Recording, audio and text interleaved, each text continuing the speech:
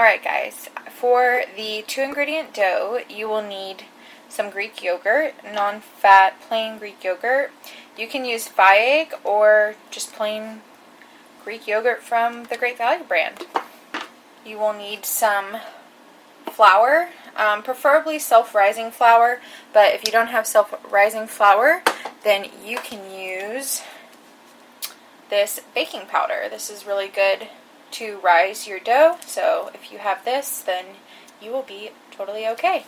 Okay, you're going to want to do equal parts of a Greek yogurt and flour, dog hair, of flour and yogurt. So I'm going to do 1 cup and make a pretty big batch.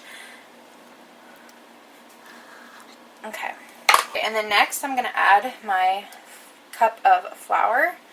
So I got 1/2 there, and my other half. Alright, and then next I'm going to add a whole tablespoon of the baking powder. So that was 1/2, and I'm going to add 1 more. And that should be perfect. I have 1/2 teaspoon of salt. I'm going to add that. I think that definitely helps it taste a lot better. And then you're just going to mix everything together until you get a smooth dough-like consistency, and trust me, it takes a while. And it might seem like you're not going to get it, like there's more flour or something, but there's not. So just keep mixing and mixing, and I'll show you once it's done. Now that it's done, I'm going to just use my countertop and add a little bit of flour to it. And then now you're going to knead it. So, I'm going to dump your mixture.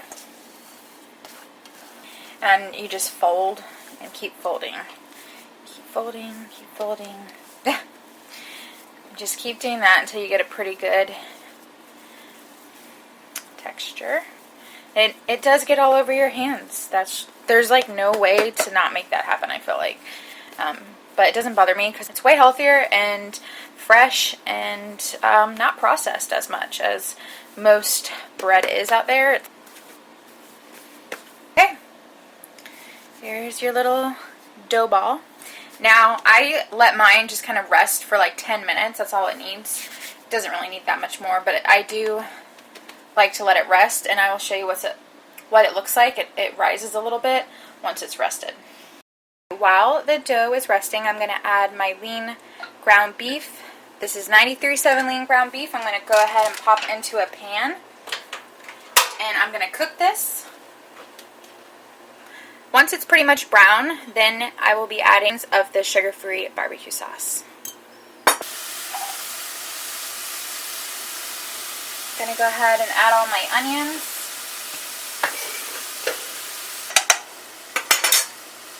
And then next I'm just going to add a little bit of black pepper and a little bit of salt. So I have a tablespoon here. I'm going to eyeball it and see what I feel like it needs.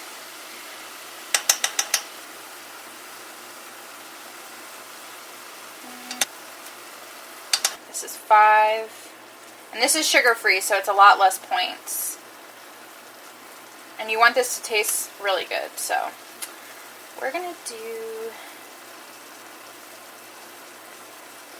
we did 7. Now if you were using not sugar-free, you wouldn't want to probably do that because it probably would add quite a bit of points. So I highly suggest getting some sugar-free barbecue sauce. So this part's a little tricky because you want to make like a biscuit kind of thing in here. And now I'm going to take little chunks like this and forming a biscuit. So I'm probably going to end up using a spoon for this, but I'm kind of eyeballing how much I want to use. Enough to make a biscuit. Okay, so like I said, I'm going to try to take a spoon and make a biscuit with like a wall coming up so that the meat mixture can go in there. So we'll see how this ends up working out. It is a little time consuming, but hopefully these will be so good that it's worth it.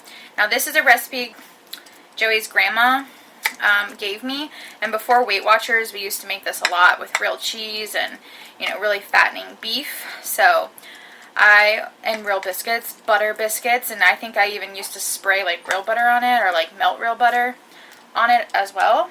So it was really kind of important to me to make a recipe that is very comforting and a recipe that Joey's grandma gave us.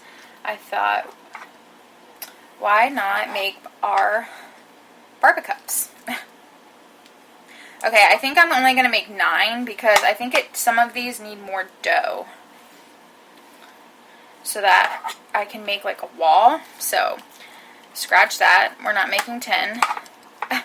We're making 9. Now I'm going to go ahead and add my meat mixture into the little holes I made.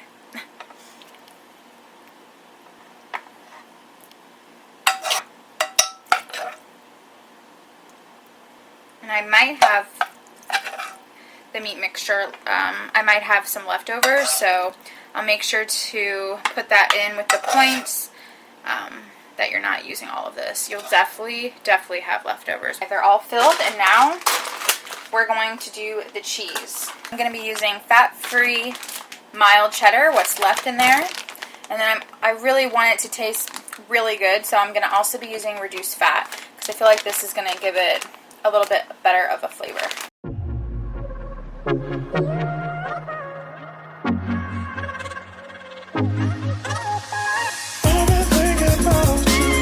That's what it should look like. Now I'm going to go pop them in the oven and bake them, and I'll show you once they're done. Okay, they are done. They turned out really well. It looks just like a biscuit to me, and it rose up on the sides and kept them together really nice. So now I just have to open it up and see what it looks like. Oh yeah. There you have it, you guys. Weight Watcher friendly Bbq cups. Joey's grandma's recipe. I will leave the recipe, the smart points, everything that you need to know to make these down below in the description box. So please make sure to check it out there. I just can't get over this, you guys. Okay. And thanks so much for watching. I will see you guys in my next one.